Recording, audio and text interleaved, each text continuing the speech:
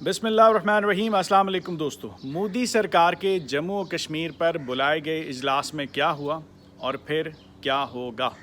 क्या 4 घंटे की बैठक में दिल्ली से दिलों की दूरियां दूर हुईं?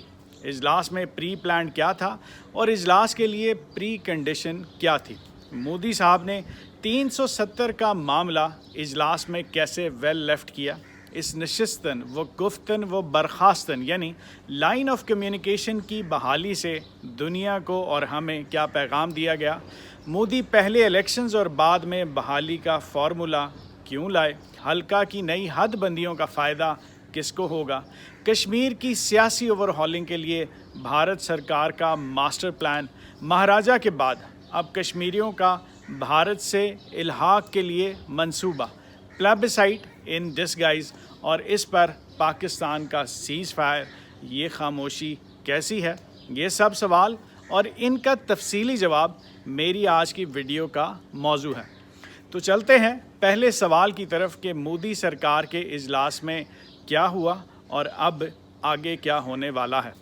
दोस्तों, इस इजलास से एक दिन पहले मैंने अपने वीलॉग में यूट्यूबर्स की फैलाई खुशखबरियों और खुशफहमियों से हटकर मीटिंग के लिए 2 ऑप्शंस का जिक्र किया था।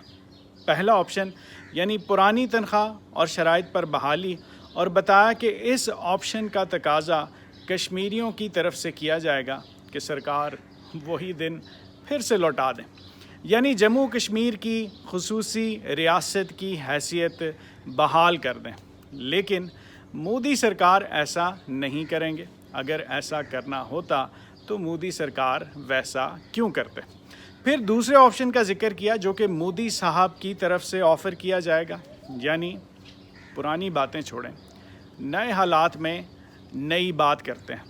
इसके लिए नई शराइत और नई तनख्वाह पे राज़ी हों, आप भी तैयारी पकड़ लें। मेरा तजिया दुरुस्त साबित हुआ और इजलास में इन्हीं 2 ऑप्शंस पर बात हुई। इसकी तफसील कुछ यूँ है कि इजलास में वज़ीर आज़म नरेंद्र मोदी के साथ एक फुल लोडेड कश्मीर दुश्मन पैनल बैठा, जिसमें वज़ीर दाखिला अमित शाह, जो कि आज़ाद कश्मीर को पाकिस्तान से छीनकर भारत का अटूट अंग बनाने का असम्बली में बयान दे चुके हैं, कौमी सलामती और पाकिस्तान दुश्मनी के लिए मुशीर अजीत डोवल, और ख़ास तौर पर हैवी वेट कश्मीरी लीडरों को पछाड़ देने वाले वज़ीर मुमलिकत डॉक्टर जितेंद्र सिंह, जिन्होंने इंतखाबात में ग़ुलाम नबी आज़ाद और डोगरा राज के आखिरी हुक्मरान महाराजा हरी सिंह के पोते विक्रमादित्य सिंह को इंतखाबात में शिकस्त दी। ये पैनल आने वाले कश्मीरी रहनुमाओं से शुक्रिया के साथ बहाली का डिमांड नोटिस वसूल करने नहीं बल्कि इन्हें डिक्टेट करने के लिए बैठा था। और जब दिल्ली सरकार के पुराने खादमैन जम्मू और कश्मीर के हिंद नवाज़ सियासतदानों का 14 रुकनी वफ़द, जिनमें कश्मीर के 4 साबिक़ वज़राए आला भी शामिल थे, मोदी के बनाए गए इस दरबार ख़ास में हाज़िर हुए, तो हिंद नवाज़ कश्मीरियों का ये टोला इस बात से बखूबी वाकिफ़ था कि ये अपना घर छोड़कर दिल्ली में इनके दरवाज़े पर आए हैं। And beggars can not be choosers, therefore सिर्फ मौदबाना इल्तमास या गुजारिश की ही गुंजाइश बनती है। अब इस इजलास का कोई मखसूस एजेंडा नहीं था और ये प्री प्लान था कि ना एजेंडा होगा ना राधा नाचेगी। जम्मू और कश्मीर के स्टेट हुड यानी रियासत के दर्जे आर्टिकल 370 और 35A से मुतालिक कोई बात नहीं होगी, और ये इजलास के लिए मोदी सरकार की प्री कंडीशन थी। मगर इस प्री कंडीशन के बावजूद इजलास में फ़ारूक अब्दुल्ला और महबूबा मुफ्ती जैसे हिंद के पुराने खादमों ने अपनी बुजुर्गी का एज लेते हुए बिलाखिर अपना असल मुद्दा भी बयान कर डाला, यानी जम्मू और कश्मीर की रियासती हैसियत की बहाली की डिमांड कर डाली। इस ख़तरनाक बॉल को पहले से तैयार मोदी ने ये कहकर वेल लेफ्ट कर दिया कि ये मामला तो सुप्रीम कोर्ट में सब जुडिस है। यूँ पुरानी तनख्वाह और शराइत पर बहाली का ऑप्शन चिकना चूर हो गया। अब इजलास ने नया मोड़ लिया और मोड़ मुड़ते ही कश्मीरियों के लिए नया ट्रक और नई बत्ती सामने आ गई। یعنی نہرو کے پلیبسائٹ کے وعدے کے بعد مودی کی کشمیر کی ریاستی حیثیت کی بحالی کا نیا وعدہ وہ کشمیریوں کے لیے، مگر اس پر عمل کرنے کے لیے مودی جی نے ایک ایسی شرط رکھی ہے کہ جس پر عمل کرنے سے کشمیری اپنے دام میں خود پھنس جائیں گے اور اپنے ہاتھ خود سے کٹوا بیٹھیں گے، کیونکہ اس شرط پر عمل بذات خود پلیبسائٹ ان ڈسگائز ہوگا۔ ووٹ کے ذریعے جموں و کشمیر کے لوگوں کا بھارت کے ساتھ الحاق کے لیے یہ ریفرینڈم ہوگا۔ اس کو سمجھنا بہت آسان ہے۔ اجلاس میں موجود پیپلز کانفرنس کے لیڈر مظفر حسین بیگ نے کہا کہ اجلاس میں سب رہنماؤں نے جب ریاست کی بحالی کا مودی جی سے مطالبہ کیا تو اس پر مودی جی نے اجلاس کے شرکاء کو بتایا کہ نہیں، پہلے حلقوں کی نئی حد بندی ہوگی اور پھر باقی معاملات دیکھیں گے۔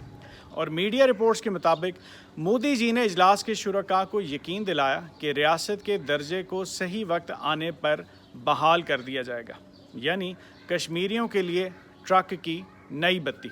پھر ایک اور تسلی بھی دی کہ کشمیر کی ریاستی حیثیت بحال کرنے کا فیصلہ اسمبلی انتخابات کے بعد ہوگا۔ مودی جی ٹویٹر پر آئے، اپنی ترجیحات بیان کیں کہ جموں و کشمیر میں حلقوں کی نئی حد بندی کی تیز تکمیل اور پھر انتخابات اور پھر علاقے کی ترقی ہماری ترجیح ہے۔ اب مودی سرکار حلقوں کی نئی حد بندیوں پر بضد کیوں ہے؟ اس حد بندیوں کا فائدہ کس کو ہوگا؟ تو دوستو، چونکہ جموں و کشمیر اب مرکز کے زیر انتظام دیگر یونینز کی طرح ایک یونین ہے، اس کی اسمبلی کے یہ پہلے انتخابات ہیں، لہٰذا انتخابی حد بندیوں کے نام پر مودی نے ایک کمیشن بٹھا رکھا جس نے دو باریک مگر مضبوط ٹانکے لگانے ہیں تاکہ جموں و کشمیر میں ہندو مسلم امبیلنس کو بیلنس کیا جا سکے۔ اس کے لیے پہلا ٹانکا اسمبلی کی سیٹیں بڑھانا ہے، یعنی آرٹیکل 370 کے خاتمے سے پہلے جموں کشمیر اور لداخ کو ملا کر اسمبلی کی کل 87 سیٹیں تھیں، جس میں سے کشمیر کی 46، جموں کی 37 اور لداخ کی 4 سیٹیں تھیں، اور اب لداخ کو نکال کر 83 سیٹیں رہ جاتی ہیں۔ جموں سے کشمیر کی 9 سیٹیں زیادہ ہیں، اب اس میں 7 سیٹیں بڑھا کر 90 سیٹیں کی جا رہی ہیں۔